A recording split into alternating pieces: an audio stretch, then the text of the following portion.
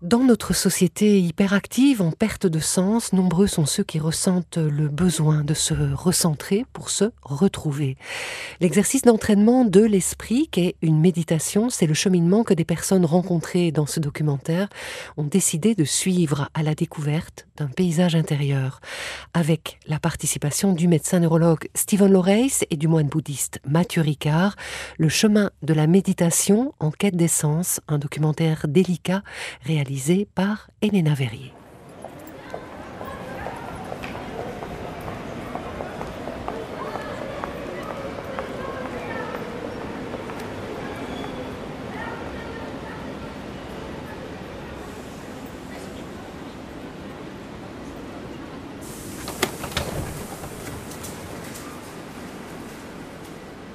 Je suis fatiguée. J'aurais dû me coucher plus tôt hier. En même temps, j'aime pas me coucher.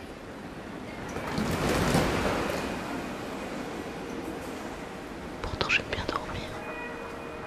Je retournerai bien dormir là. J'ai besoin de vacances. Faudrait que je réserve la maison pour les vacances. Pourquoi les gens, ils ont toujours l'air d'être de mauvaise humeur?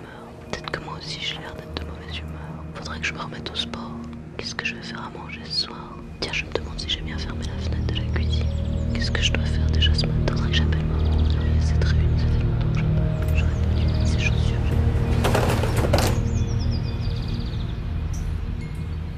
L'invitation ici est de juste écouter.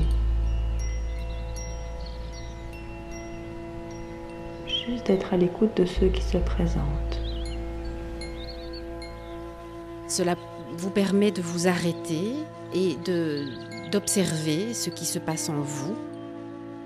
C'est une sorte d'entraînement mental qui va vous donner des outils pour modifier votre niveau d'attention, émotion. Ça m'a permis de découvrir une forme de liberté en fait. On revient juste vers soi et on est présent. Juste ça. C'est une manière d'être. On pourrait commencer par ça, sentir cette base solide qui nous est offerte par les points de contact du corps avec le sol et avec le support sur lequel nous sommes assis. Ça m'aide à me poser, à être plus consciente de ce que je fais, plus écouter mes émotions. Je m'appelle Isabelle. Dans cette position assise, dans ce contact du corps avec le sol, nous pouvons sentir la force de gravité qui nous relie au sol, qui nous relie à la terre. Je m'appelle Catherine, j'ai 45 ans.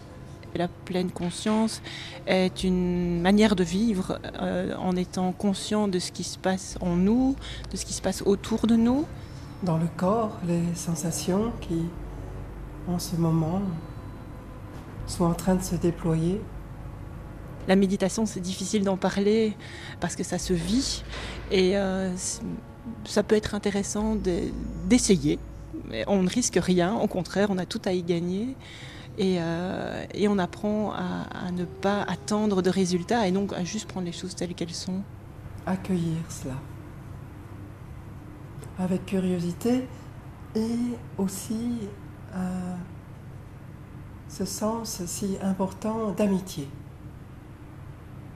Amitié vis-à-vis de nous-mêmes.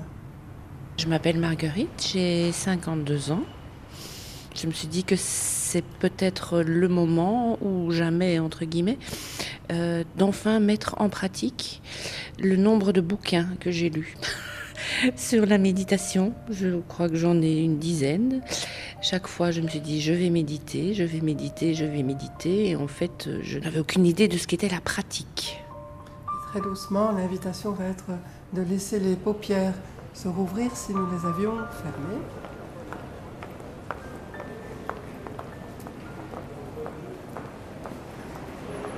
Voie 4, le train ici à destination de Liège-Saint-Lambert.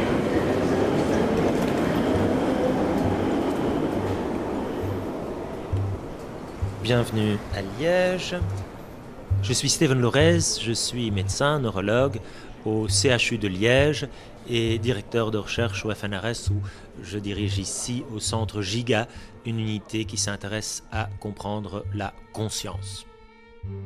Alors ici avec l'équipe, on a eu l'opportunité d'étudier Mathieu Ricard, qui est un grand athlète, moine bouddhiste, traducteur du Dalai Lama. Et pour nous, c'est incroyablement intéressant d'avoir, comme je disais, cet athlète de l'esprit pour justement tester nos hypothèses. Et donc, il a été comme cobaye dans toutes nos machines.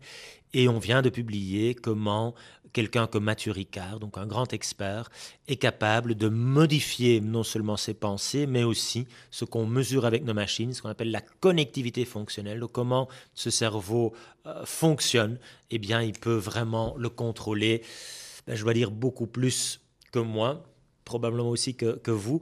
Alors je pense qu'il ne faut pas être un moine bouddhiste pour pouvoir bénéficier de la méditation. Il y a maintenant beaucoup d'études qui montrent que oui, c'est probablement une bonne idée de passer un peu de temps pour soi-même, dans le calme,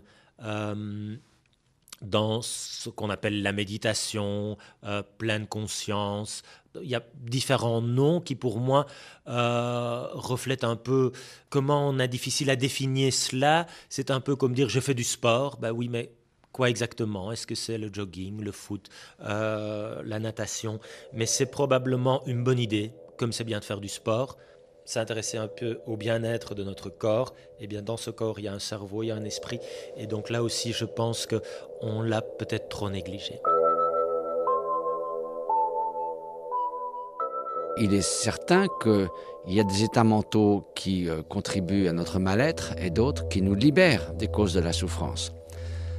Et donc la question, c'est est-ce qu'on peut remédier à cela? Je m'appelle Mathieu Ricard, je suis moine bouddhiste et j'ai la grande fortune de vivre auprès de grands maîtres spirituels pendant un demi-siècle dans l'Himalaya. S'il est possible de nous transformer, et c'est ce que indiquent les sciences contemplatives et aujourd'hui les sciences cognitives et les neurosciences, ça serait dommage de négliger cette opportunité. Or, il s'avère que la plupart des capacités que nous avons, que ce soit de lire, écrire, jouer aux échecs ou faire du sport ou de la musique, toutes ont été cultivées par un entraînement. Donc, ça serait vraiment pas logique que la bienveillance, l'attention, l'équilibre émotionnel, autant de qualités humaines qui sont fondamentales pour s'épanouir dans l'existence, soient à leur point optimal dès le départ sans qu'on n'y fasse rien. Ce serait très contre-intuitif. Donc toutes les techniques d'entraînement de l'esprit, qui est un mot plus explicatif que le mot méditation, visent à amener à leur point optimal des capacités dont nous avons le potentiel, mais qui restent à l'état dormant tant qu'on n'y fait rien. C'est aussi ce que corroborent les neurosciences, puisque la notion de neuroplasticité tient au fait que le cerveau change structurellement et fonctionnellement à mesure que soit on est exposé à des situations extérieures nouvelles, des conditions différentes, et soit, et c'est là ça rejoint la méditation, que l'on exerce notre cerveau en s'exerçant à des activités nouvelles. Alors ça peut être d'apprendre à jongler, le cerveau va changer, mais ça peut être aussi, et c'est le cas de la méditation, de cultiver l'attention et la bienveillance. Donc c'est possible, et si c'est possible, c'est éminemment désirable d'arriver à une manière d'être plus optimale, qui assure davantage notre sentiment de plénitude, de bien-être, de satisfaction dans l'existence, et qui aussi nous rendra une personne qui sera davantage susceptible de se mettre au service des autres, d'exercer la bienveillance, la solidarité, d'être une meilleure personne dans la société, en gros d'être un meilleur être humain.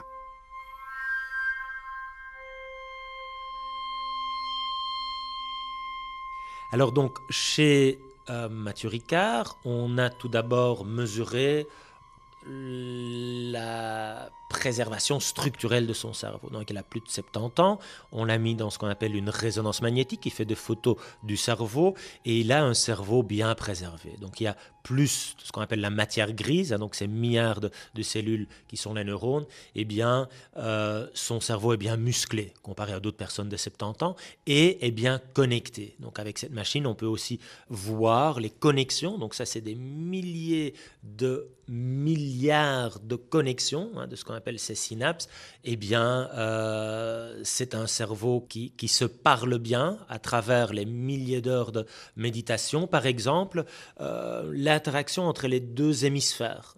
Donc, il y a sorte d'autoroute là qui va connecter les deux, qui est particulièrement bien développée après méditation intense chez quelqu'un comme Mathieu Ricard, comme chez d'autres experts en méditation.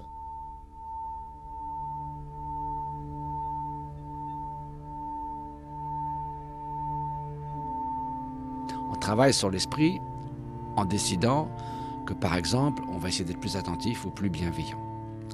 Prenons par l'exemple de la bienveillance, par exemple.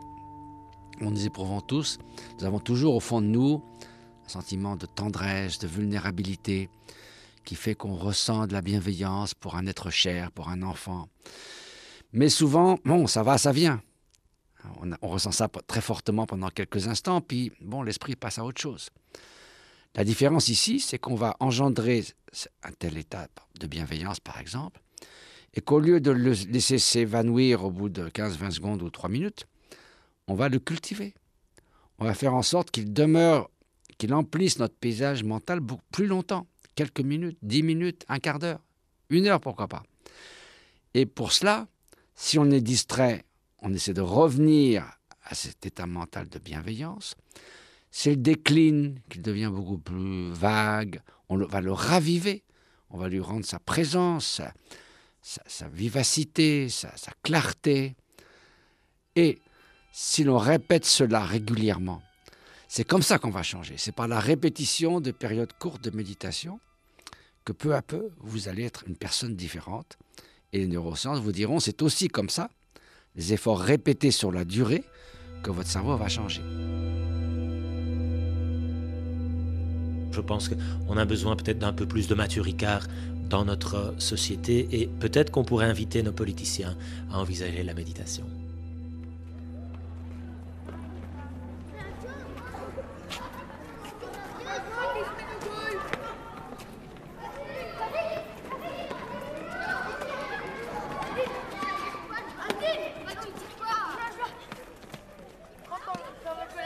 Donc on se trouve à l'Athénée de Saint-Servais, c'est une école en discrimination positive. Il y a 18 nationalités, 4 courants philosophiques, des primo-arrivants, des enfants placés en internat, donc avec un vécu assez lourd. Léna, Laura, Issa, Iman, Flavio, Aileen, Loric. On a également introduit l'intégration. Donc l'intégration, ce sont des enfants qui devraient aller dans le spécialisé, mais qu'on essaye de maintenir dans un enseignement, on va dire, ordinaire, avec une aide supplémentaire au niveau de l'encadrement du personnel et d'une logopède.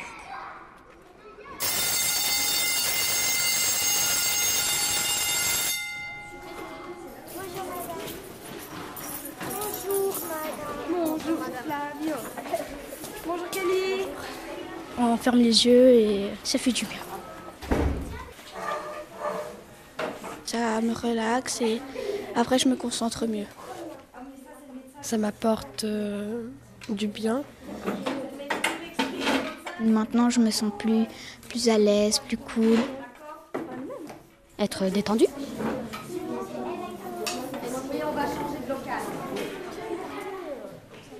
Christelle Mikins, je suis instructrice de pleine conscience pour les enfants et les adolescents. Je m'appelle Mélancolie Chantraine, je suis titulaire de 6e année primaire. Je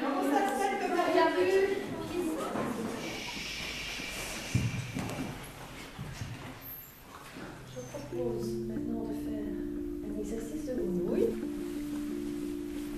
Quand je fais la grenouille, après je suis de bonne humeur. Vous êtes déjà bien tous assis, le dos bien droit,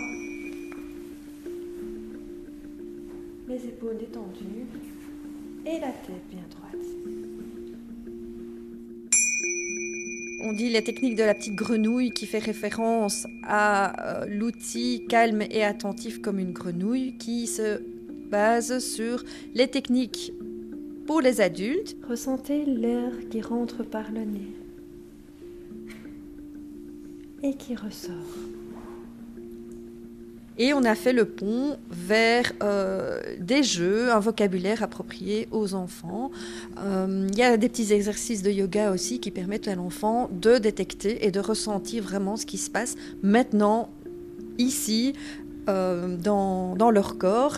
L'air continue à rentrer dans le corps et arrive dans la gorge. C'est l'hiver, donc peut-être que ça chatouille ou gratouille. Peut-être pas, et c'est très bien. Mais essayez de ressentir ce qui se passe dans votre gorge à chaque respiration. La grenouille, ça peut me prouver que je peux rester calme et tout ça parce que je suis un enfant très speedé. Et ça fait du bien, quoi. Et quand on ressort de la grenouille, souvent on est tous tout calmes et alors on peut faire nos travaux calmement.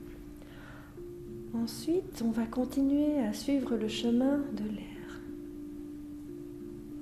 Comme la grenouille, le ventre qui se gonfle et qui se dégonfle.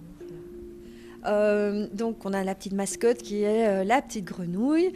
Pourquoi ? Parce qu'elle peut rester calme et attentive au bord de l'étang. Elle bouge juste quand elle a faim et qu'elle doit chasser ou qu'elle a peur. Sinon, rien n'est nécessaire. On ne doit pas agir, on ne doit pas bondir à le premier événement, la première émotion qu'on a. Peut-être qu'il y a certaines pensées qui surgissent, qui arrivent dans votre petite tête. C'est pas un souci. Laissez-les passer. Et revenez à l'attention sur votre respiration. Pourquoi un tel projet ? Tout d'abord, il y a 2 ans, j'avais une classe assez difficile et je me suis rendu compte que le climat n'était vraiment pas bon au sein de cette classe, ni pour moi, ni pour les enfants. Et donc, résultat, au niveau apprentissage, je n'y arrivais pas. L'air qui rentre et qui ressort. Et ça a changé ma vie scolaire. Ce petit ventre qui se gonfle et qui se dégonfle. Je réfléchis mieux parce que d'habitude, quand je fais mon contrôle, je suis trop stressée, je bouge trop. Et quand je fais cet exercice, je suis vraiment concentrée. Ce qui est bien avec cette méthode, c'est qu'elle donne des outils. Parce que généralement, on dit à un enfant, oui, il faut que tu te calmes, il faut que tu sois ci, il faut que tu sois ça, sois concentré, sois attentif. Mais on ne donne pas à l'enfant d'outils pour le faire.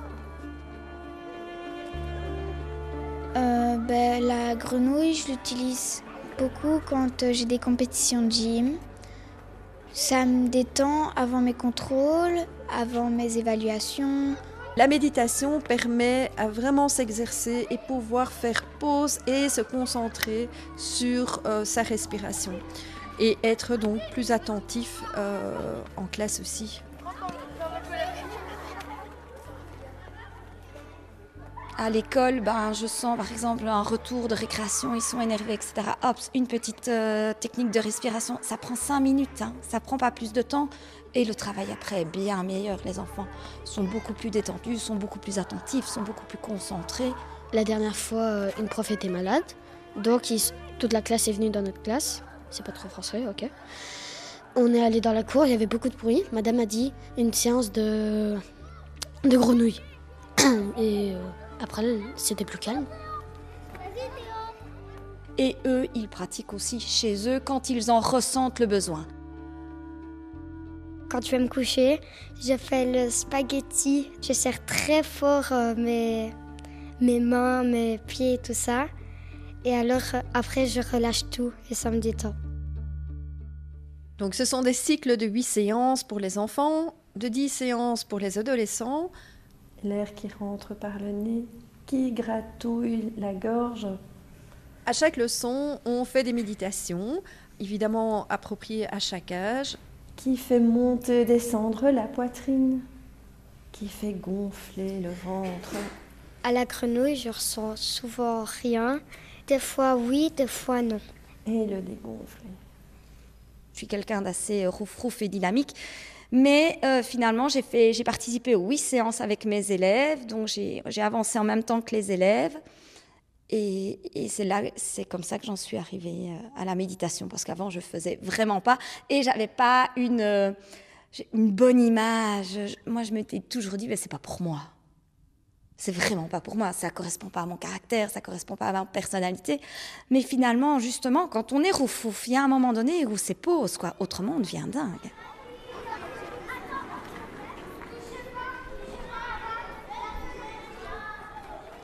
Je suis le plus stressée de la classe en plus. Et dans mon bulletin, madame me dit « Reste calme, reste calme ». Et de temps en temps, elle me dit « On fait une grenouille pour se calmer quand on a fini la cour de récréation ».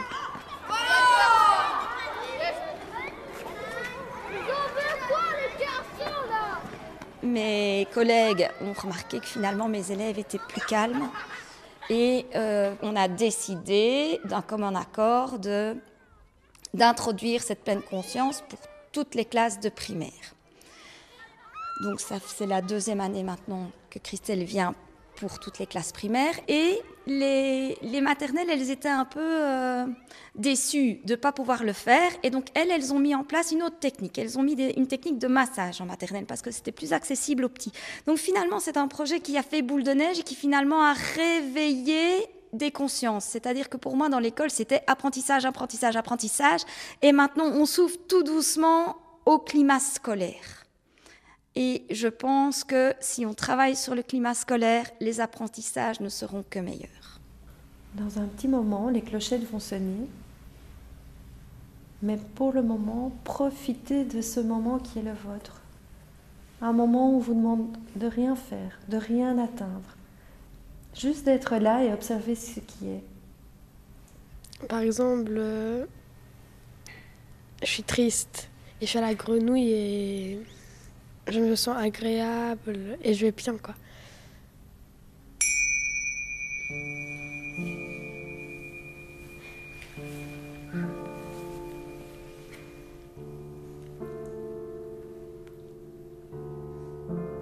L'avantage de le faire le plus tôt possible, c'est vraiment que ça devienne une hygiène de vie et que ça soit des automatismes au quotidien. Et donc pour moi, les conséquences sont importantes pour la bienveillance, éviter les colères, de réagir violemment.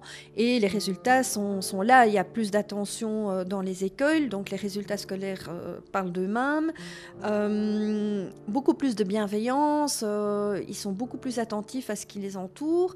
Ils sont attentifs aussi à ce qui se passe dans leur corps. Découvrir mes émotions et pas les renfouler. C'est normal qu'on ait des pensées, c'est normal qu'on soit en colère, c'est normal que pour certains événements, on soit triste, mais comment je peux faire pour que ça aille mieux?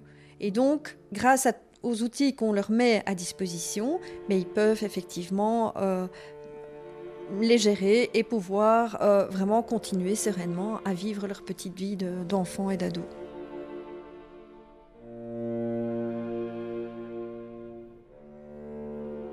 Ça m'aide à me calmer, à oublier les choses qui sont énervantes, mettre l'esprit vide, quoi.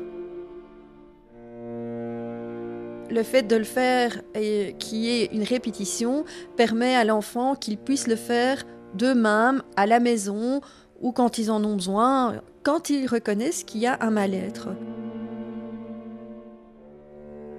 Et de temps en temps, j'essaye de faire ça à ma mère, parce qu'elle s'énerve beaucoup. Beaucoup. Je lui dis, tu t'assieds comme tu veux, mais du moment que tu sois tranquille, respire un petit peu, sois tranquille, quoi.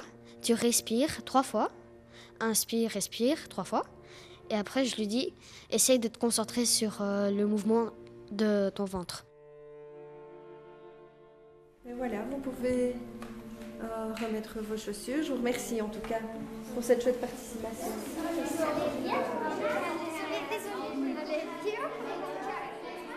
Je pense que ce sont des adultes qui seront beaucoup plus attentifs et bienveillants autour d'eux. À bientôt. À bientôt. Bonne journée.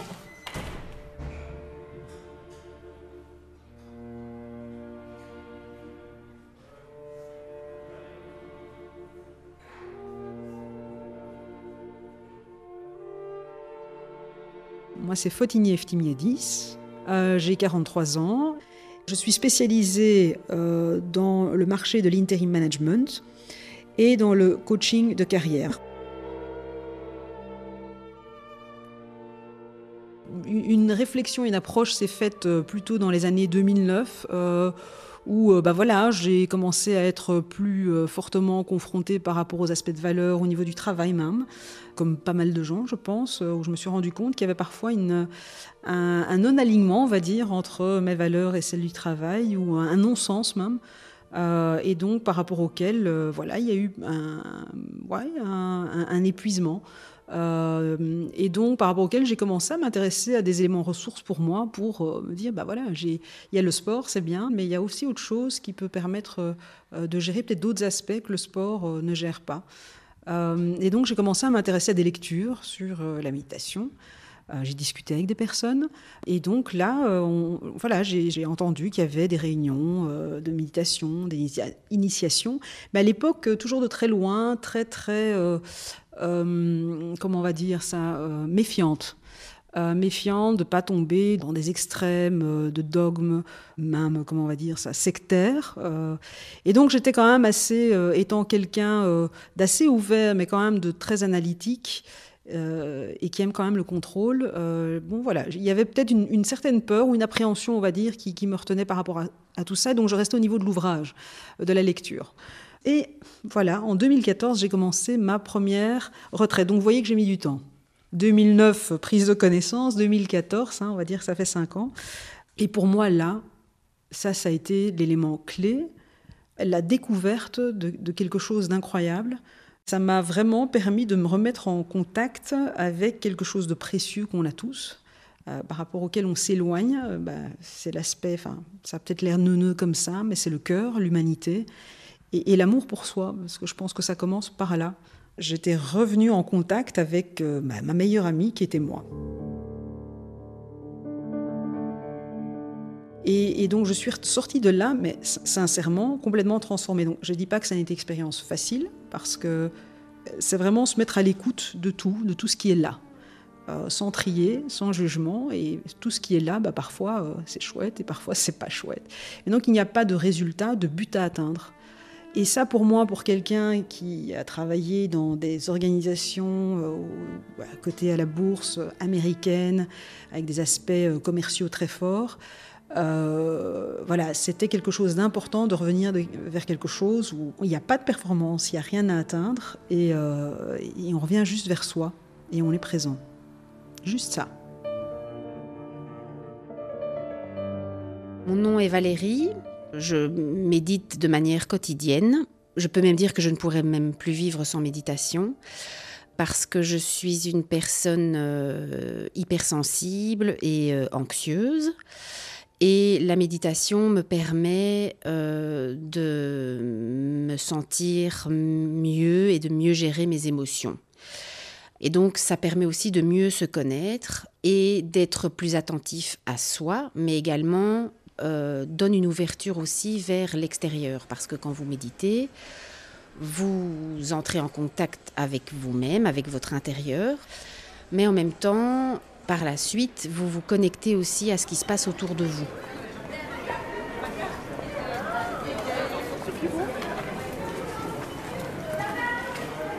Il m'arrive même de méditer dans le train ou en plein milieu d'une ville, dans un square par exemple, où là je fais vraiment une méditation sonore. Donc je ne me focalise pas nécessairement sur un bruit en particulier, mais j'écoute, j'observe à l'intérieur de moi tous ces bruits sans nécessairement les identifier, mais je fais partie d'un environnement avec des bruits et je les laisse tout simplement passer.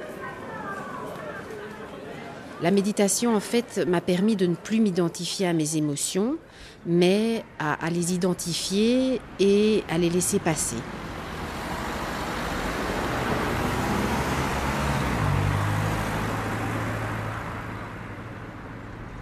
Quand je suis dans une situation qui entraîne certaines émotions en moi, en moi-même, je me dis, tiens, qu'est-ce qui se passe là? Pourquoi est-ce que je me sens triste ou en colère? Qu'est-ce qui se passe en moi? Et rien que de se poser ces questions-là, dans différents contextes, fait que vos émotions diminuent en intensité et vous permet de mieux gérer la communication que vous avez avec les gens, les connexions que vous avez avec les gens.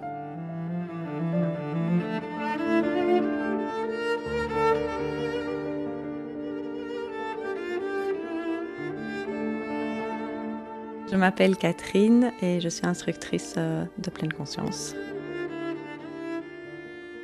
L'origine du programme MBSR, c'est en fait un programme qui a été mis en place expérimentalement par John Kabat-Zinn en 1979 à la clinique de réduction du stress, dans un but de voir si un entraînement intensif à la pleine conscience pouvait soutenir des patients dans leurs traitements médicaux.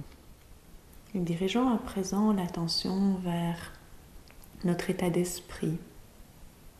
Dans quel état d'esprit sommes-nous en cet instant?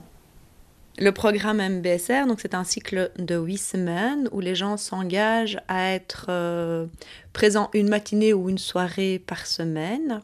On se retrouve en groupe. Et en plus, on leur demande un engagement de pouvoir consacrer chez eux 45 à 60 minutes par jour afin de s'entraîner à certaines pratiques conscientes, suivies souvent par des audios. Et puis de lentement diriger l'attention vers le souffle. Moi, c'est Stéphanie et je pratique depuis la mi-octobre. Ça m'a permis de retrouver le calme dans l'agitation de tous les jours. On se rend compte que on s'oublie d'être tout le temps en mouvement et ce cycle m'a permis vraiment de me retrouver et de retrouver des instants d'apaisement, de calme. Les études, oui, ont montré que quand vous faites un programme de méditation de 8 semaines, il y a des changements dans le cerveau de ces personnes qui ont suivi un programme de 8 semaines, le Mindfulness-Based Stress Reduction par exemple. Eh bien oui, ça va changer la structure et le fonctionnement de leur cerveau. Dirigeons à présent l'attention vers notre état d'esprit. Dans quel état d'esprit sommes-nous en cet instant?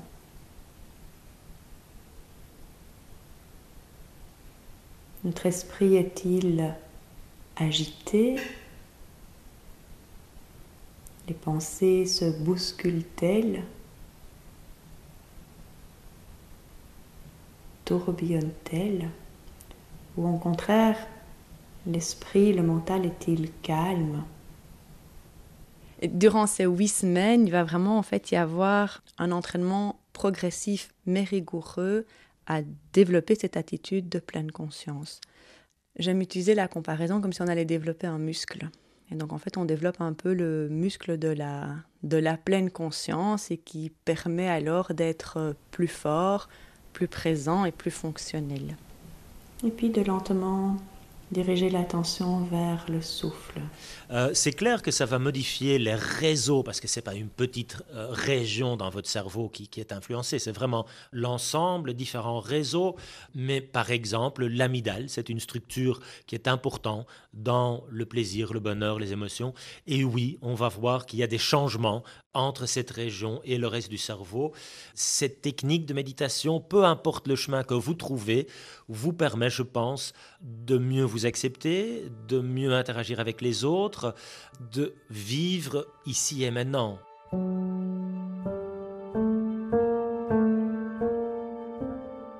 Je suis Christophe, je pratique depuis, 2 ans maintenant. Ça m'a apporté surtout, une meilleure compréhension de moi-même, peut-être une redécouverte de moi-même. J'étais allé parce que j'avais des problèmes de sommeil, des choses comme ça, et finalement ça n'a pas résolu mes problèmes de sommeil, mais ça a été la découverte d'autres choses qui ont finalement conduit sans doute à mieux appréhender certaines difficultés de la vie ou à être peut-être mieux dans sa vie tout simplement. En fait, ce programme sert un peu pour moi de contrepoids par rapport à tous ces moments où on est tiré hors de nous. Nous sommes capables d'être tellement pris dans l'urgence de tout ce que nous avons à faire qu'il est facile de tomber dans un état de tension ou d'anxiété chronique et qui finalement finit par être notre mode de fonctionnement par défaut. Aujourd'hui, on est connecté 24 heures sur 24, 7 jours sur 7 et en fait, le plus difficile, c'est d'être connecté avec soi-même. Très souvent, on est en train de penser à ce qui nous est arrivé, on vit en partie dans le passé, que de toute manière on ne peut pas changer, on va ruminer, on va anticiper le futur et on se tracasse pour des choses qui à nouveau ne vont pas se passer comme ça. Et entre-temps, on ne vit pas ici et maintenant. Et la seule chose dont on est sûr, là c'est cette interview qu'on a, je pense que c'est bien de prendre une bonne inspiration et se rappeler que ce moment qu'on partage là, il est incroyable. Durant ce parcours, ce voyage de 8 semaines, c'est ça qu'on essaye de développer. C'est le fait de pouvoir être connecté à soi, d'être de plus en plus présent à nos vies et à ce que l'on est en train de vivre. Et à présent, nous allons ouvrir encore plus le champ de l'attention en y laissant entrer tout ce dont nous pouvons faire l'expérience en cet instant. Que ce soit une sensation physique, le ressenti d'une émotion, la conscience du souffle, la perception d'un son, d'une pensée.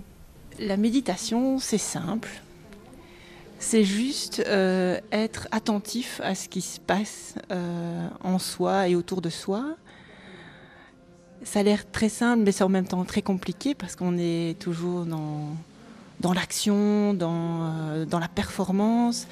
C'est un modèle qui est véhiculé par la société et la pleine conscience permet de se poser et de simplement être, d'arrêter de faire, d'être. Et laissant l'expérience se déployer telle qu'elle se présente, sans vouloir la changer, la modifier. Ça m'aide aussi d'être plus présent dans les conversations avec d'autres personnes, d'être plus à l'écoute de l'autre, écouter vraiment.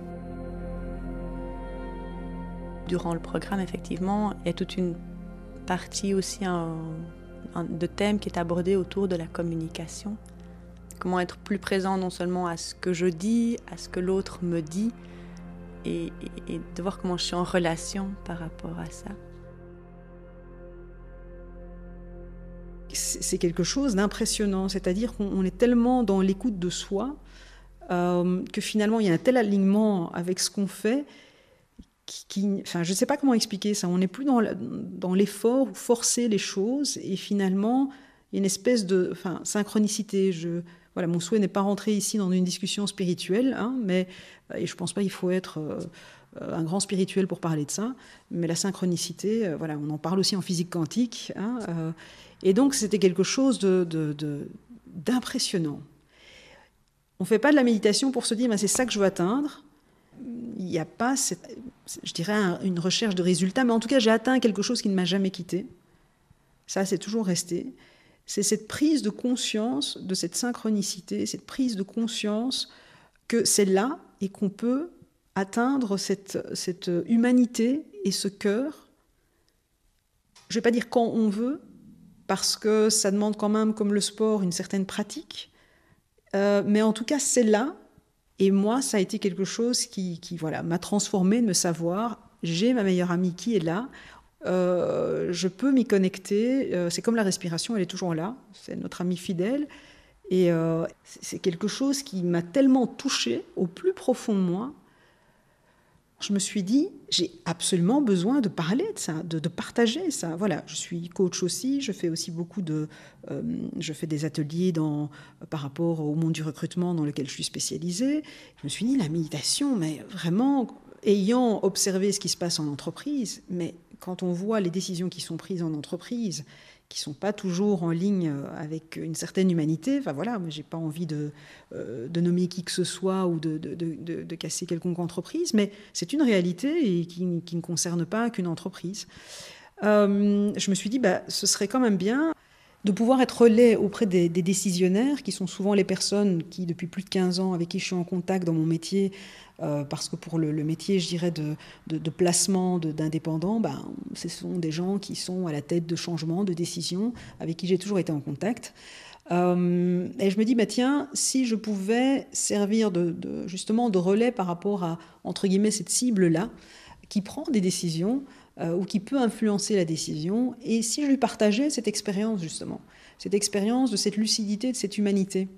Et donc, voilà, mais évidemment, on est dans le monde de l'entreprise, on est dans le monde où, effectivement, tout ce qui est aspect spiritualité, en tout cas, n'est pas toujours, en tout cas, la discussion de tous les jours, et d'un autre côté, oui, le bien-être, on en parle, il y a des législations qui ont été prises au niveau du burn-out, les absences coûtent cher aux entreprises, et en même temps, ce n'est pas le discours que j'ai envie d'avoir. Voilà.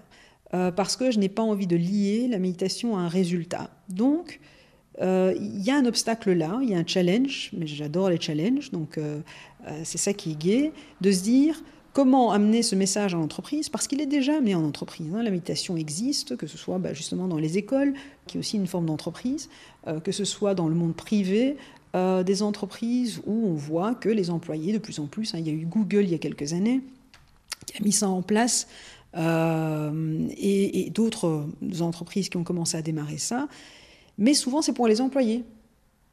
Mais ceux qui prennent les décisions, les gens qui sont vraiment à la tête, ce qui me touche moi, ce sont vraiment ces gens-là, parce que pour moi, comme on dit en anglais, c'est la terminologie business, lead by example, c'est à eux de montrer l'exemple. Et donc, ce que j'aimerais vraiment, c'est toucher ces gens-là et ne pas lier ça à de la performance, à du return on investment, mais voilà, les toucher par rapport à cette lucidité, par rapport à des prises de décision.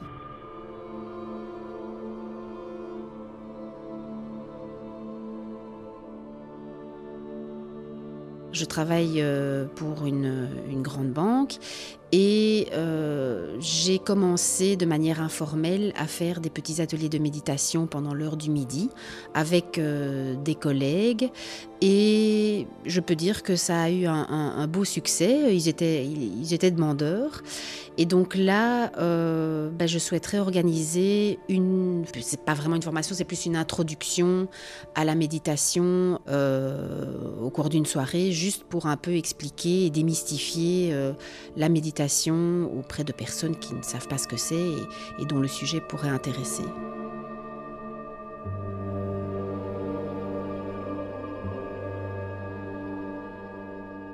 La façon dont fonctionne l'esprit humain a évidemment un impact sur l'humanité. On a affaire à notre esprit du matin au soir. Il n'y a pas une guerre qui n'a pas commencé par des pensées de haine. Il n'y a pas une escroquerie qui n'a pas commencé par une pensée d'avidité et de malhonnêteté. Il n'y a pas une crise qui n'a pas commencé par de la jalousie ou par du dépit ou par de l'obsession ou par du désir obsédant, une dépendance, etc. Donc c'est clair que beaucoup des problèmes de l'humanité sont fabriqués par notre propre esprit. Donc si c'est notre propre esprit qui a fabriqué ces problèmes, c'est aussi notre propre esprit qui peut les résoudre. Et donc c'est pas seulement avec des adjuvants extérieurs. Donc par exemple, si on est sous le joug de la dépendance, on peut travailler pour peu à peu éroder cette dépendance. Si on a tendance à la malveillance, on peut cultiver la bienveillance. Si on a un esprit est constamment agité, nerveux, on peut cultiver le calme, la paix intérieure, la stabilité, la clarté de l'esprit. Tout ça, ce sont des choses qui se cultivent. Et prises tout ensemble, ces qualités humaines constituent ce qu'on pourrait appeler un état d'épanouissement. Bon, le bonheur est un mot un peu galvaudé, mais un état de bien-être. C'est-à-dire, en français, mal-être est un mot très fort. Bien-être, ça donne plutôt l'idée d'un confort un peu superficiel. Mais bien-être, c'est très bien au fond de soi-même.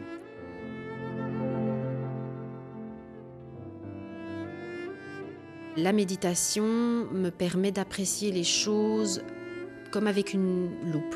J'apprécie plus les petits moments de bonheur, simplement un beau coucher de soleil ou un bel arbre Quand je suis sur la route, je vois la lune, voilà, c'est tout bête.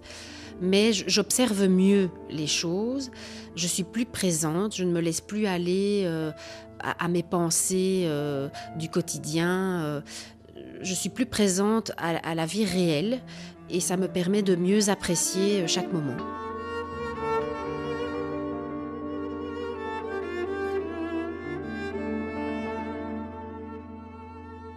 C'est devenu un phénomène de mode. Bon, alors on peut voir les deux côtés de ça, c'est chouette parce que du coup on en parle.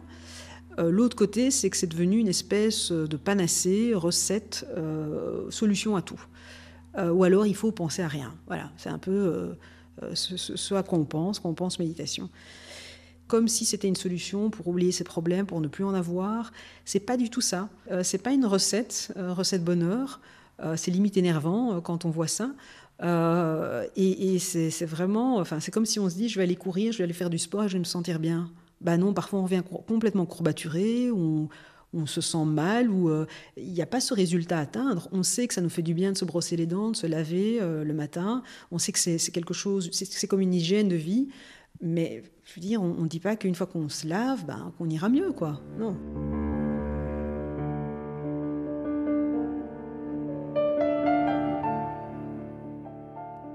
Ça a quand même un impact important sur la joie de vivre, sur la diminution du stress, la diminution des burn-out aussi. Ça peut avoir un impact. Je ne dis pas que c'est un médicament miracle, mais je pense que ça peut avoir une belle conséquence, en tout cas là-dessus, sur ces thématiques-là, quoi.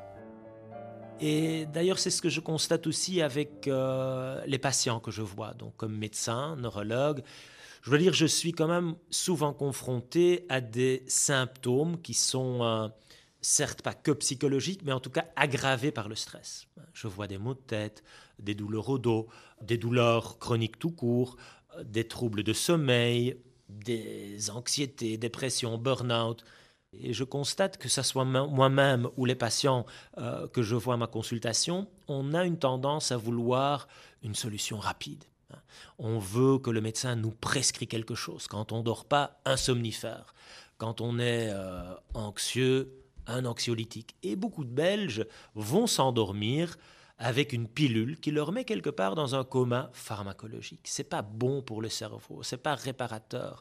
Et donc, il y a d'autres choses qu'on peut faire. Je ne dis pas que je ne prescris pas des médicaments, c'est ce que j'ai appris quand j'ai fait la médecine. Mais malheureusement, je n'ai pas appris plein d'autres trucs que je découvre maintenant.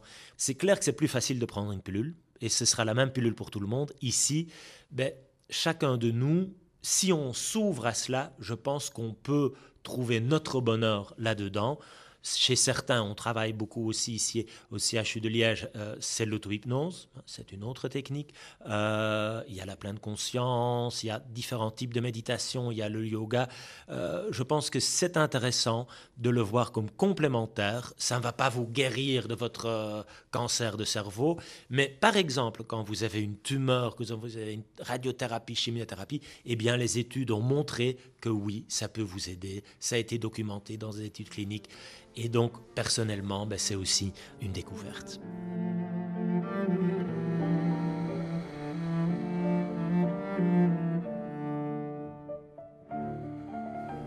Je trouve que c'est un plus.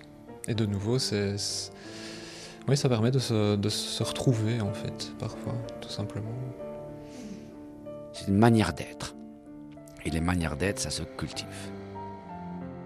On peut être là, assis, n'importe où, que ce soit, ou même debout, et se mettre en connexion avec sa respiration, simplement, et voir ce qui est là. Voilà. C'est pas plus compliqué qu'autre chose. Il suffit de le faire. Sans attente, sans jugement. C'est comme ça qu'on va changer. Le chemin de la méditation, en quête d'essence, un documentaire délicat, intense sur les chemins de la méditation, réalisé par Elena Verrier en podcast dès ce soir et à volonté.